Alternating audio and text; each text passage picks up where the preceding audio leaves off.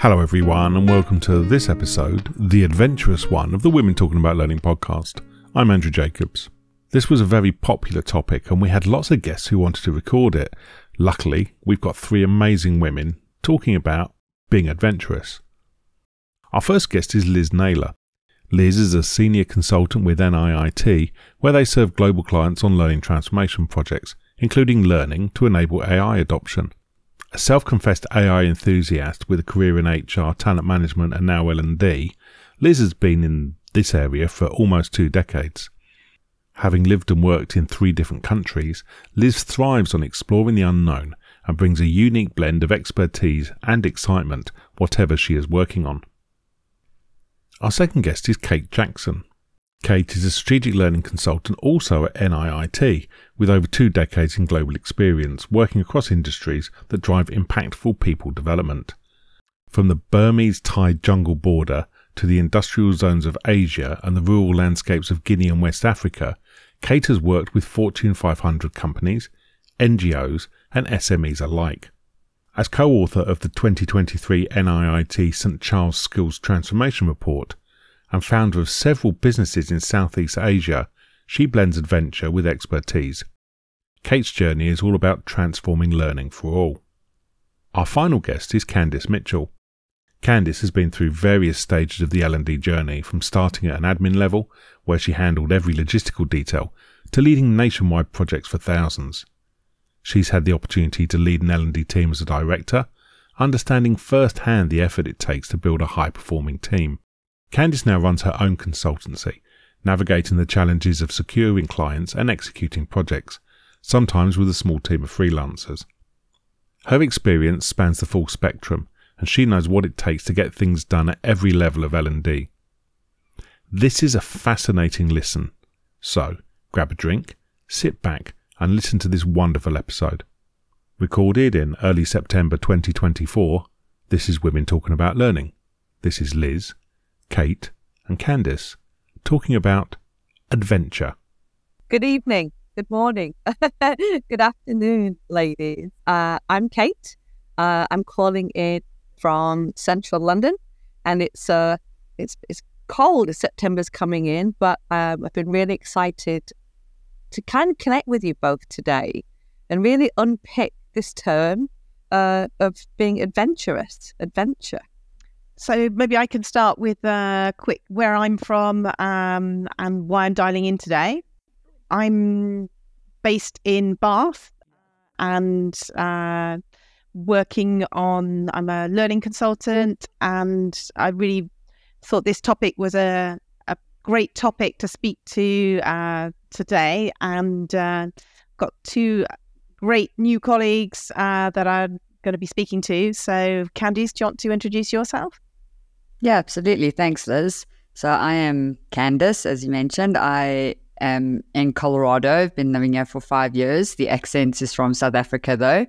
And yeah, why I chose this topic out of all the topics, it is definitely the one that speaks to my soul, because I am adventurous in every single way in my personal life and absolutely in work. I'm always pushing the boundaries and trying new things. So I thought, yeah, let's have a conversation about it.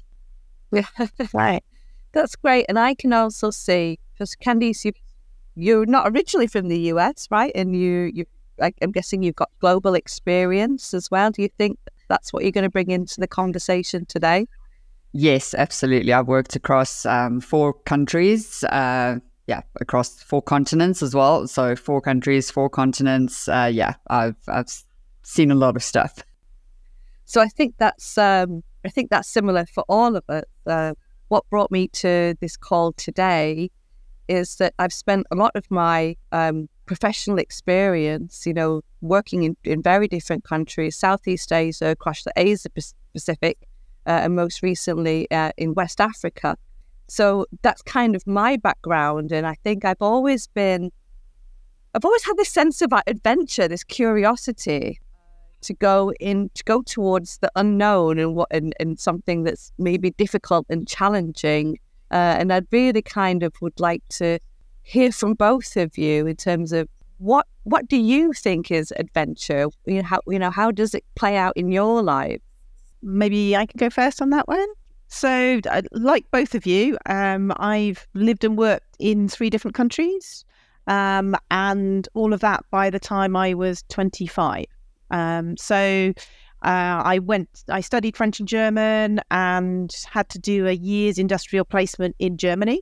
And it was in 1997, so back in the day when there was no internet, really. I'd never worked in an office. The placement was quite randomly in an HR department. I'd never studied HR, and I was doing it all in German. And as I was talking recently with some placement students of the client that I'm working with, and they were talking about Excel and Word and PowerPoint. And I said, well, when I was doing my placement, PowerPoint had just come out, and not only did I not know how to use PowerPoint, I didn't understand it. It was all in German. And, I literally, back in the day, took a paper dictionary, which was like the size of a huge Bible, and I went and translated every single, the drop-down menus to work out what it meant. But even that into English didn't make any sense at all because I had no idea how to use it. And the interns that I was speaking to were just like, oh my God, how did you manage? And it was like, well, I just got on with it. You just have to do it, and you just got to be motivated and enthusiastic. And, it's that sort of change is just like, well, you just sort of expect it. And I'd probably say that I'm maybe slightly less adventurous now, but it's when you have put yourself in those moments, or, it was part of my degree. I had to do a year abroad, and then I went straight to France after, and it's there. And that's why I wanted to speak to today, is that is where you start learning things, is when you put yourself, it's the old cliche, get yourself out of your comfort zone, but it's so true. Candice, what's your thoughts on adventure? Maybe it's slightly different. I absolutely love that story. And I can just picture it all. Imagine starting with no PowerPoint or anything like that. That's incredible. So yeah, my take on adventure is, and I suppose I don't want to sound a rebel without a cause, but always asking the questions, why are we doing it like this? And so for me, that sets my career up. So I'm one of the very few people I met that actually chose learning and development. I chose it right in varsity.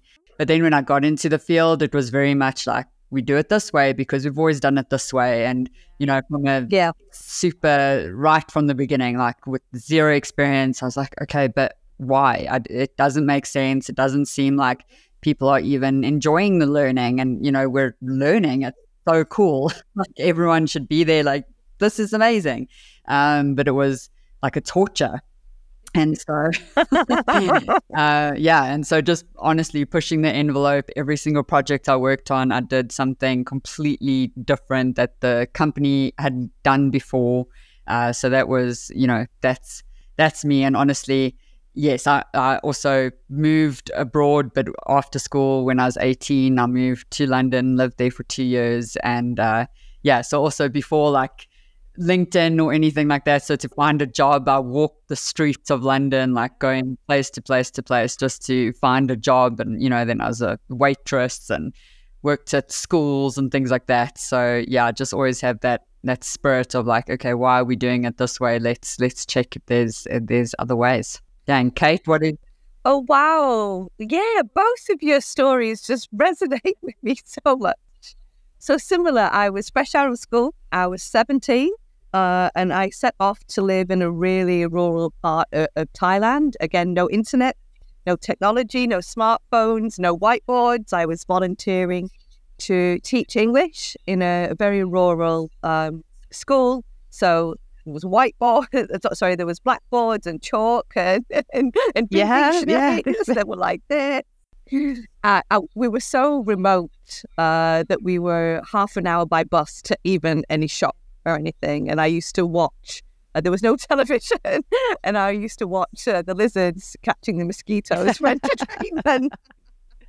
But it was probably one of the best experiences and best times of my life. It was from that kind of teaching experience I knew that I wanted to go on to L&D. I didn't really want to necessarily go into formal education and to be a teacher, but I looked at looking into social work, going into NGOs, and through that at university I studied a train the trainer program, and that kind of catapulted me into L&D. A week after graduating with my bachelor's degree, I moved back to Thailand, where I stayed for 20 years. And like you said, Candy, chose to go into L&D. I chose to go into training because I was lucky enough to get some work experience in some local organizations. And I could see that training was just awful. It was those 1980 kind of style, dirty black and white photocopies that were being handed around that were smudged and people can't read. It was lecture-based. It was people just sitting there, like being taught at for an hour. So I wanted to revitalize and refresh and innovate. And again, just kind of do something new and refreshing and throw the plans out the window and try something new.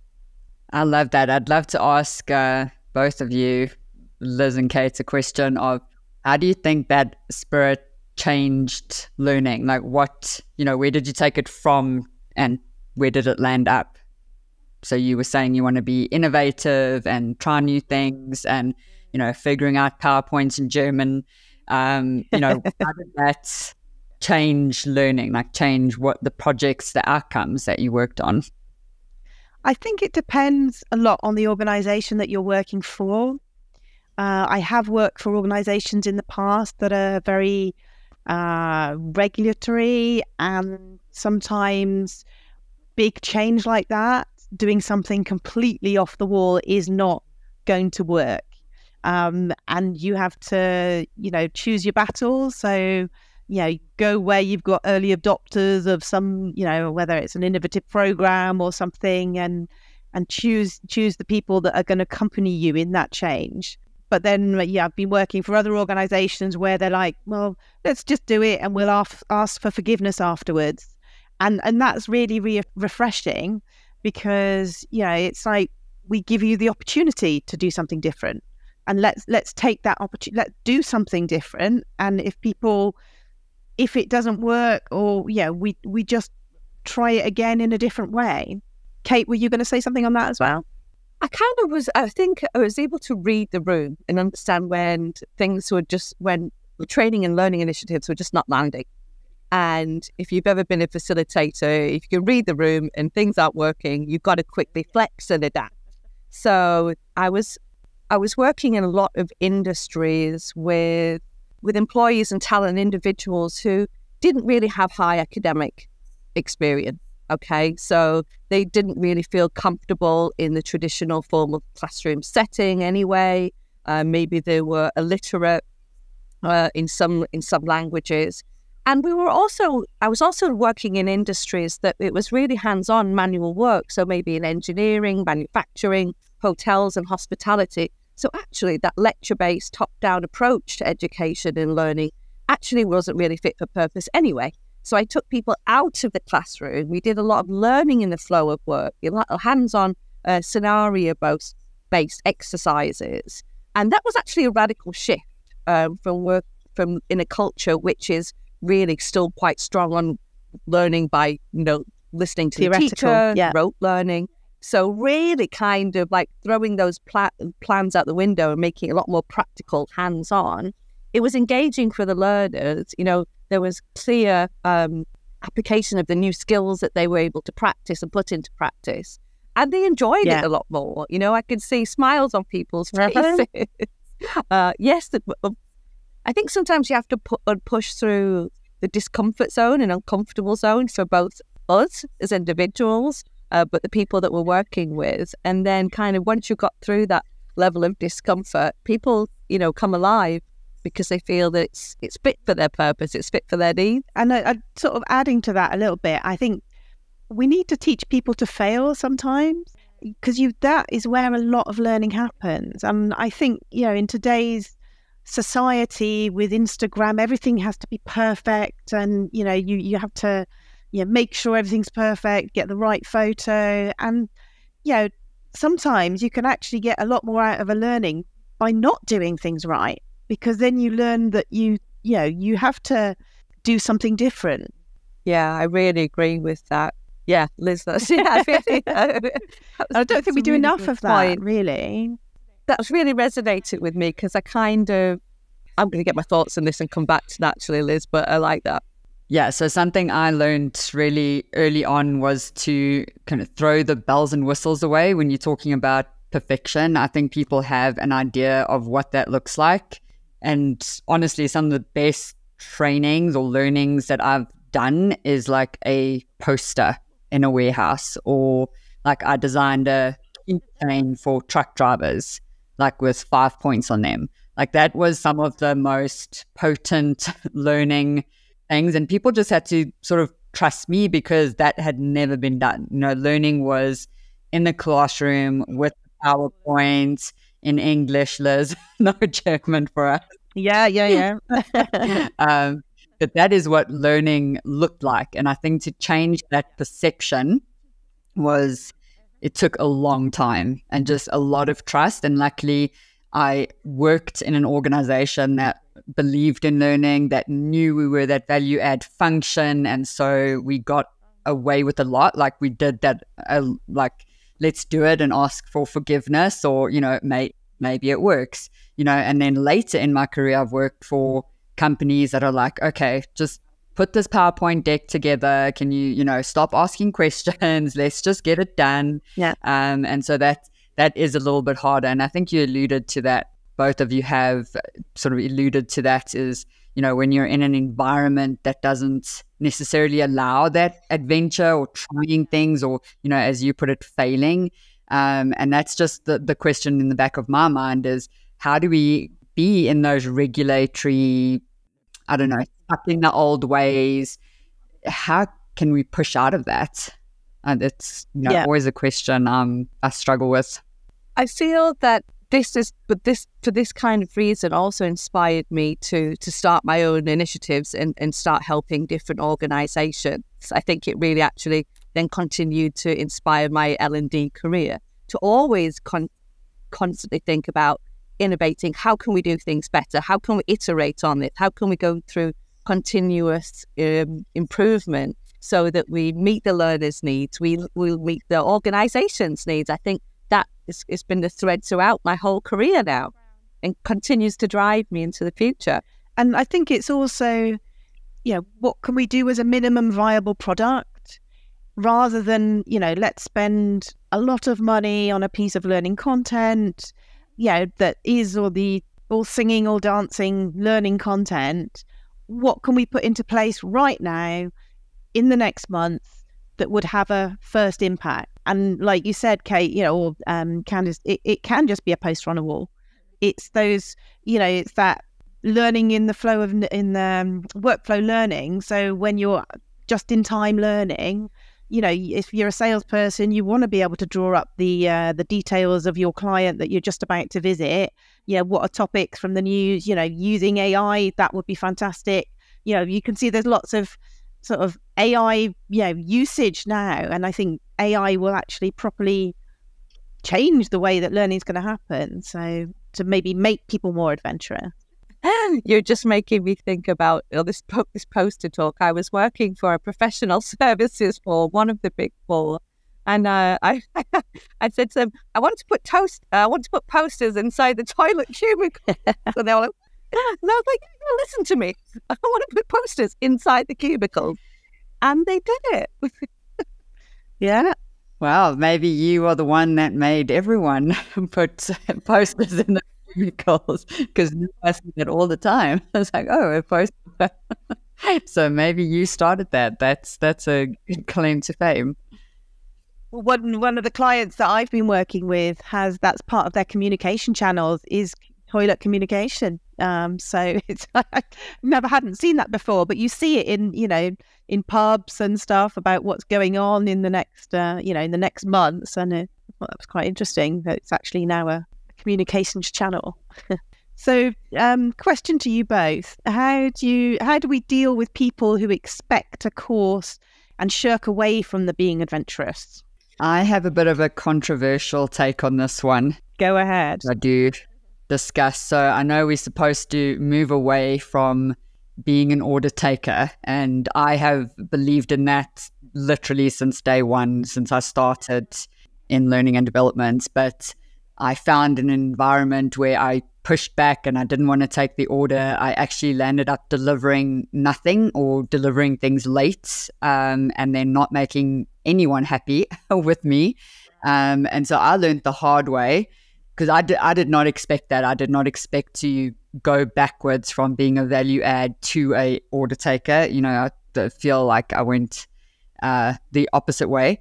And what I learned through that experience was to actually just take the order at first. And so I always say to move away from being an order taker is to take the order and then deliver fantastic results. And then you sort of earn the space and the trust to start pushing back. Whereas I just started pushing back right from the get-go without earning any trust or, you know, creating any reputation that I actually can deliver things. And so that's my controversial view on when people, you know, just want that course and literally just say, you know, when is that PowerPoint deck getting delivered? You know, we expected it by Monday and it's now Wednesday. You know, yeah. So that's my take. Candice, just wait till you tell them, deck. There is no deck. I think it's interesting. The question here is when they expect a course, because everybody still comes in with, you know, thoughts and assumptions and bias about what that training might look like. And I think there's still people that still hold on to that kind of classroom lecture based kind of formal setting. And although I don't want to push people into forced fun and team building activities, I do always try and consider people's feelings and how I want people to feel and engage. Do I want them to feel safe? Do I want them to feel comfortable in the spaces and the experiences? So I don't really want to push people out of their comfort zones and make people do things, but I do always try to design and think of the employee and how we can kind of reach the whole human, make them feel comfortable enough. Because with that level of comfort, they will, you know, lean in, hopefully, and have more input and takeaways from the sessions. So I always try to consider the end user, the customer, the learner, in how they want to feel and come out of these experiences. So Liz, what are your thoughts? I mean, you asked the question, you broached the question. Yeah, I think like you, Kate, and I know a lot of empaths in L&D, and before I start thinking about any content creation or any initiative, I'm always thinking, what would I want as a learner? Yes. You know, that's my first question. And it's not that. So, okay, let's not do it like that. Yeah. And I'll always try and ask people, the end users or the end learners, what would they like? So get those sort of interviews out the way at the beginning, because all too often you see people delivering content or initiatives that they think that the business needs, but it's nothing to do with, it's not the actual need of the learner. And maybe for some companies that is the being adventurous. It's like, oh, let's go and ask some learners. It's not, because in some companies where I've worked, that's like, oh, wow, that's a really good idea. It's like, well, that is, for me as a learning professional, that's general best practice. Okay. Yeah, that kind of makes sense to me as well. And being flexible, I think sometimes as well, is just willing to come down to the audience's level. Sometimes you might have big plans and big strategic ideas about what you want to achieve. And then sometimes you also might have to just be agile and adapt to actually, what the learners want and feel. I had exactly that case. We're looking at doing some promptathons with one of the clients that I'm working with at the moment. And the we're like, oh yeah, let's have a 2-hour session, and in that session we can get to really sort of function specific prompts. And then we spoke to the business, and they're like, well, we're only going to get people out of business for 45 minutes, so 2 hours. So you've got to ask these questions, and it's like, even as a learning professional, you think, okay, 2 hours might be a little bit long, but the business says no, 45 minutes, that's what you've got to be able to deliver. So I think I've always been known for being doing something a little bit different and kind of being the black sheep, or not really kind of following the mold, etc. How do you feel? Do you feel that sometimes you're kind of different from everybody else? So I never really. Yeah, go ahead, Candice. I definitely feel like I am different to everyone else. I think about everything differently. When I walk into teams, into new clients, I have to really take my time to ask questions, to read the room, as Kate, you mentioned earlier in our conversation, because I've done that so wrong, because I come in, blazing with my, to me, fantastic ideas, and exactly that actually happened to me now recently with this, with the new clients I had. I proposed like an 8-hour, session, very interactive, and then they were like, okay, we can give you 1 hour. So I had very similar thing that happened to me. So, but yes, I mean, and honestly, that is again why clients do hire me. Why I moved from corporate to consulting, and everyone who knew me, I was basically fully booked within a few months because of that. So I think at first it kind of takes people by shock, but once you start proving your value, then they're like, okay, maybe you're onto something. And obviously this is women in learning, so we'll probably have to talk about the topic of gender somewhere along the line. Do you think, to either of you, is adventure a gender issue, do you think, or are women less or more in the same terms of expectations of adventure? I don't see it as a gender issue. I've been surrounded by fantastic women throughout my career, across countries, across regions and cultures. So I've never really seen that divide. How about you, Candice? I haven't either. So I have been the adventurous one. That is why I'm here. And honestly, the people who have supported me have been, and also I've worked in male-dominated industries, manufacturing, engineering, construction, etc. So I think it's just by virtue that most of my leaders were men and most of my stakeholders were men, but I've certainly been very supported in that. Yeah. So I don't see it as a divide. I don't know. It's a tough one. Liz? Yeah, likewise, I've worked in very male-dominated engineering, manufacturing, and I think maybe sometimes the fear of failure. I think maybe that sometimes, women that are overconfident might be seen, that are ambitious might be seen as overconfident, whereas men in the same, with the same idea, they're just, this is what we're going to do, and I don't know. That's there have definitely been some instances where I have, I've put myself forward, whether working with clients or particular industries, and because of my natural curiosity and sense of adventure, I might be working in spaces where I'm not a subject matter expert, I'm not a technical expert, I'm not an engineer, I'm not an accountant, and maybe even to some degrees, I've been in situations where I'm surrounded by, the C-suite, and I'm not at that level. Yeah.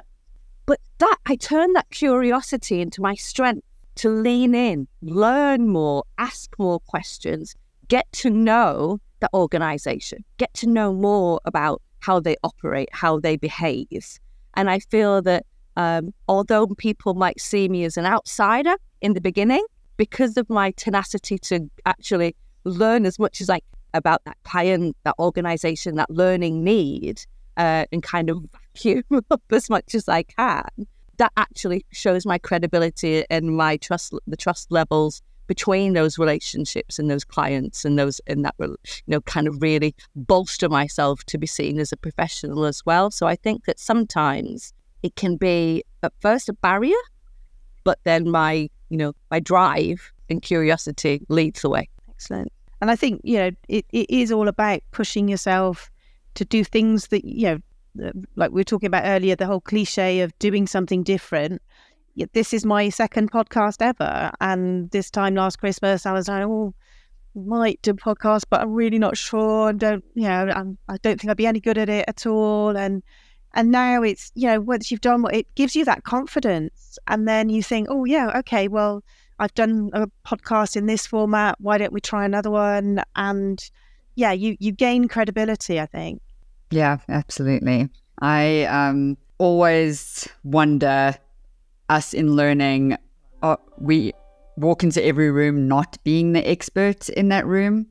And so it takes a lot of guts sometimes to walk into a room. I mean, I've certainly been, the only woman in the room, in the support function, and then been asked to take the notes, and so absolutely, I do see that happens. But now, as I suppose I have more confidence and have more experience, I walk into the room owning the fact that I am not the expert, and that gives me such an advantage because I can ask the questions, I can, dig deep into things. And so I just own it. Like, I just walk into the room like, hey, I know nothing about packaging.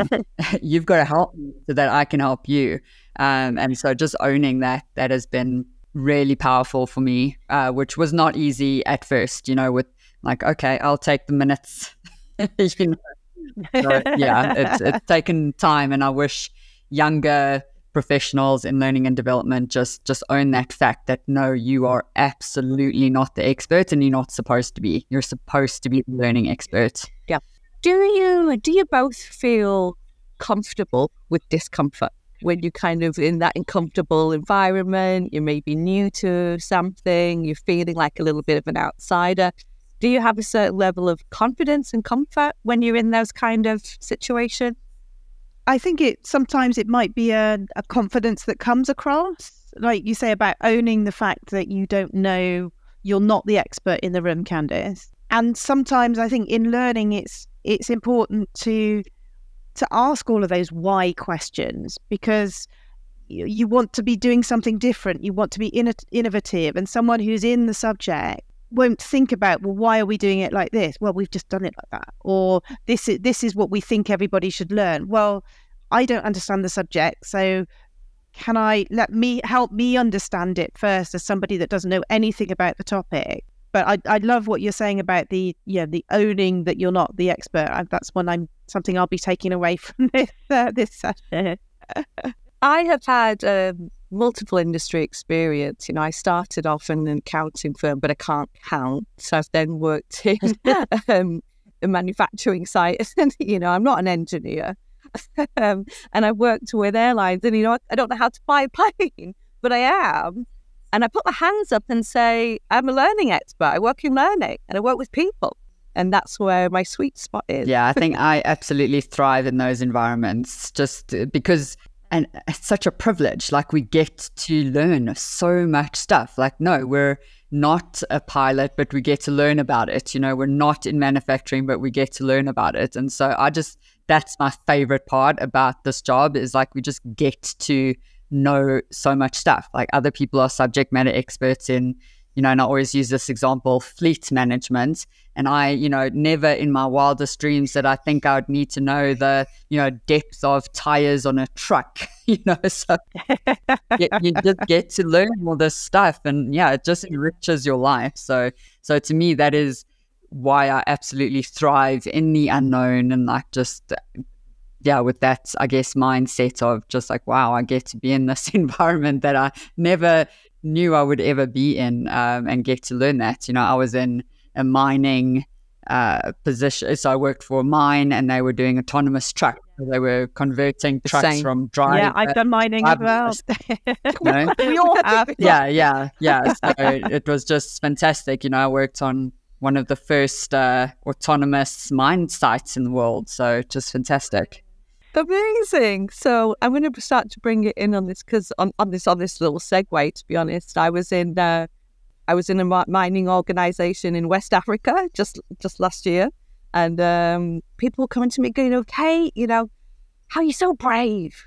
You're so brave going out to do all this work." And I said, you know, Curious. I could never really do this. Yeah, you're so brave. You're so confident to do it. How can we support others and other women in learning to kind of maybe take a step and maybe follow their dreams or, try something new, be more adventurous?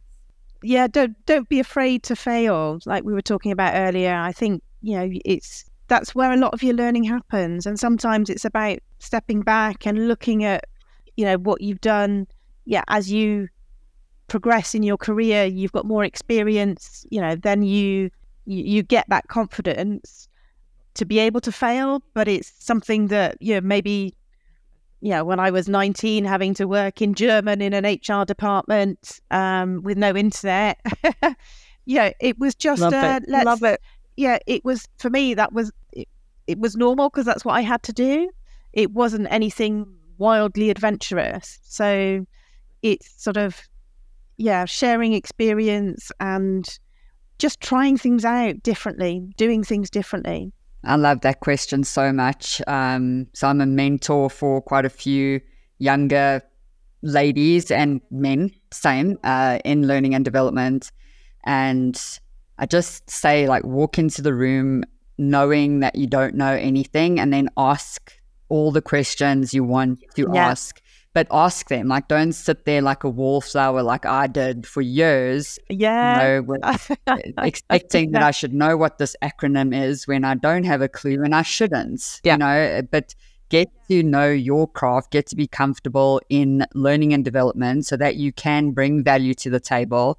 But just understand that, you don't need to know how the packaging line works to help them significantly. You can have such an incredible impact on people through learning and just knowing that. And then I also always recommend a book. And since this is, aimed at women, I would love to recommend this book. And it's called Nice Girls Don't Get the Corner Office. Yeah. And one of my female leaders gave that to me, and I always talk about her. She was one of my most harshest critics and biggest cheerleaders. She could give me the most horrible feedback and I would be like, thank you so much, because I knew she had my back. And she gave me that book years ago, probably 10 years ago now, and she wrote in it be comfortable and confident in who you are, and it just made such a big difference to me. And so I always recommend that book to people as walk into a room and know that you belong there. Yeah. Similarly, I work with a mentor young leaders, and this comes up, and I think it's also come up in a previous podcast that I've heard on this series around assertiveness and self-confidence. But yes, owning that vulnerability, letting that vulnerability be your strength. Easier said than done, I think, sometimes, but I think it's really some good advice that I'd like to share, and to encourage people to run towards what they're curious about, because if they're interested in something, if there's a passion there, if it's piqued something, go towards it, run towards it, because it might, it'll take you into new direction. Yeah. Thanks, ladies, for a wonderful discussion. We could carry on talking for ages, but they could.